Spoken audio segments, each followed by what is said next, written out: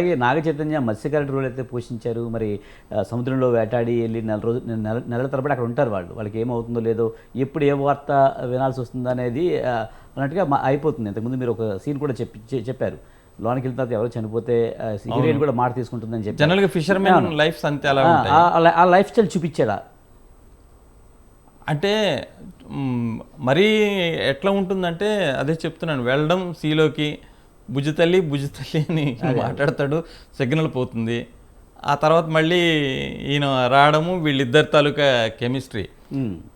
యాక్చువల్గా fishermen lifes ఏంటంటే వాళ్ళు బోటు మీద ఎట్లా సర్వే అవుతారు, ఇప్పుడు సముద్రంలో ఎట్లా వాళ్ళు సర్వే అవుతారు, ఏం తింటారు ఆ 9 months, లేకపోతే ఎట్లా బతుకుతారు, వాళ్ళకి వాటర్ ఎట్లా, వాళ్ళకి ఫుడ్ ఎట్లా, లేదా కొంచెం అవి డీటెయిల్స్ వాటి మీద కనుక కొద్దిగా చూపెడితే ఇంకా బాగుండేదేమో అనుకుంటున్నాను నేను. ఎందుకంటే ఆ ఎమోషనల్ అది కదా మనకి.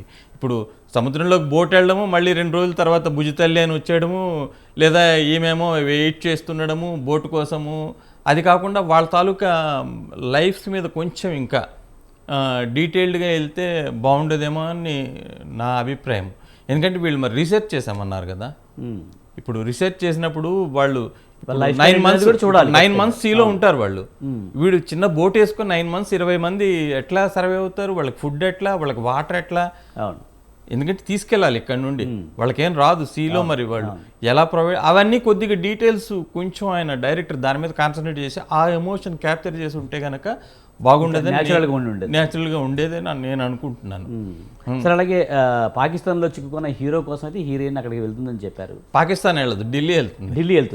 ఢిల్లీ అక్కడికి వెళ్ళి పోరాటం చేస్తుంది. అంటే ఎక్కువగా ఈ సినిమాలో మీరు చెప్పిన దాన్ని బట్టి చూస్తే సాయి పల్లవి హైలైట్గా కనిపిస్తుంది. సాయి పల్లవి హైలైట్ అండి. ఏంటంటే ఆమె ప్రూవ్డ్ యాక్టర్స్, ఆల్రెడీ ఇంతకుముందు ప్రూవ్ చేసింది. ఇందులో కూడా ఆమె ఎక్స్ప్రెషన్స్ కానీ, అంటే ఆ వెయిట్ చేయడము, తన రాజు కోసం వెయిట్ చేయడం, ఆ సీన్స్ అన్నీ ఆమె బాగా మంచి ఎక్స్ప్రెషన్ అదంతా చేసింది, బాగానే అభినయించింది ఆమె. కానీ ఇప్పుడు తన రాజు ఎప్పుడైతే పాకిస్తాన్లో చిక్కున్నాడో, ఇప్పుడు ఇంతకుముందు చెప్పాను కదా గుజరాత్, ఈసారి ట్రైన్ అంటే ఢిల్లీ, పాకిస్తాన్ వెళ్ళిపోతుంది. ఢిల్లీ వెళ్తుంది. ఇంకొక సిస్టర్ అక్క అని అంటూ ఉంటుంది, ఆమెతో పాటు ఢిల్లీ వెళ్తుంది. ఆమెను నేను వేరే వాడిని పెళ్లి చేసుకుంటానని ఆయన్ని తీసుకెళ్తుంది, ఆయన ఏదో ఉండాలి కాబట్టి అక్కడ. అంతే, ఈ ముగ్గురు అక్కడ ఢిల్లీలో ఇంకా అక్కడ స్టార్ట్ చేస్తారు. సెంట్రల్ మినిస్టర్ డాటరు కోసమని అక్కడ ఇంకా తాపత్రయపడుతూ ఉంటారు. అదంతా ఏంటంటే టూ మచ్ సినిమాటిక్ అయిపోయింది. అక్కడ కూడా ఎమోషన్ లేదు,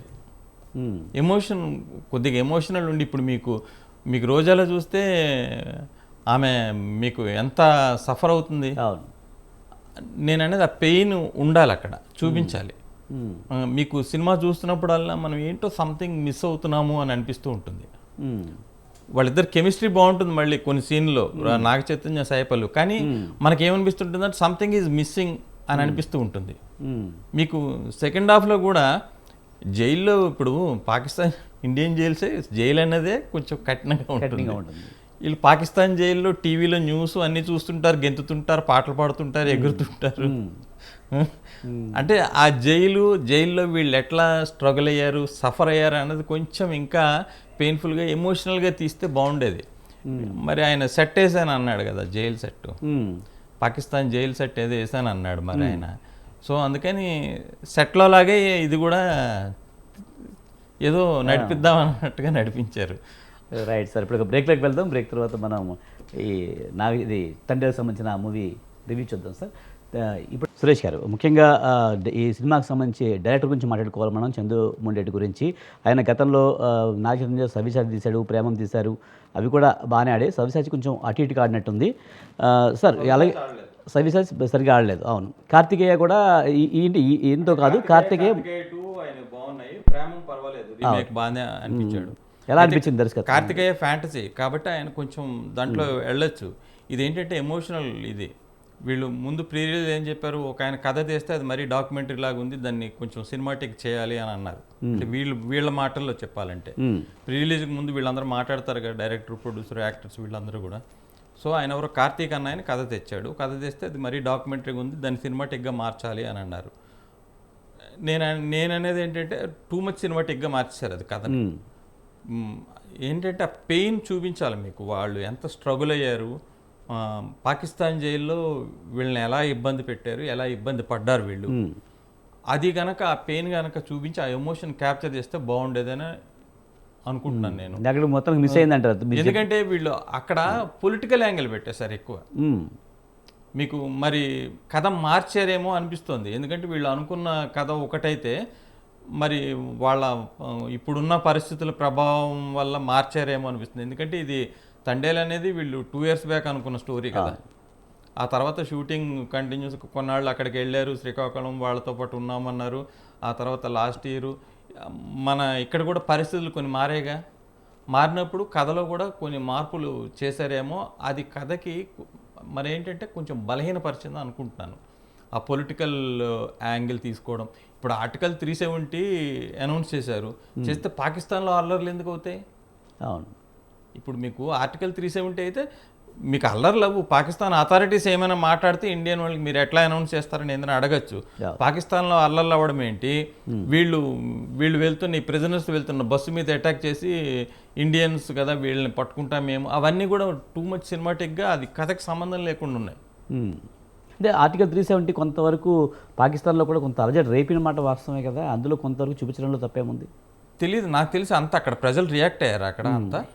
ఆర్టికల్ 370 మనం బాగా వ్యతిరేకత వచ్చింది అటువైపు నుంచి, పాకిస్తాన్ నుంచి. అయితే ఆందోళన జరిగే ప్రజలు కాదు, అథారిటీస్ నుండి వ్యతిరేకత ఏదైనా రావచ్చు, అఫీషియల్స్ మాట్లాడతారేమో, అంతేగాని ప్రజలు ధర్నాలు, రోడ్ల మీద ధర్నాలు, ఊరికే దాన్ని ఏమంటారు కొట్టుకోవడాలు, ఉద్యమాలు అట్లా ఏం లేదు కదా.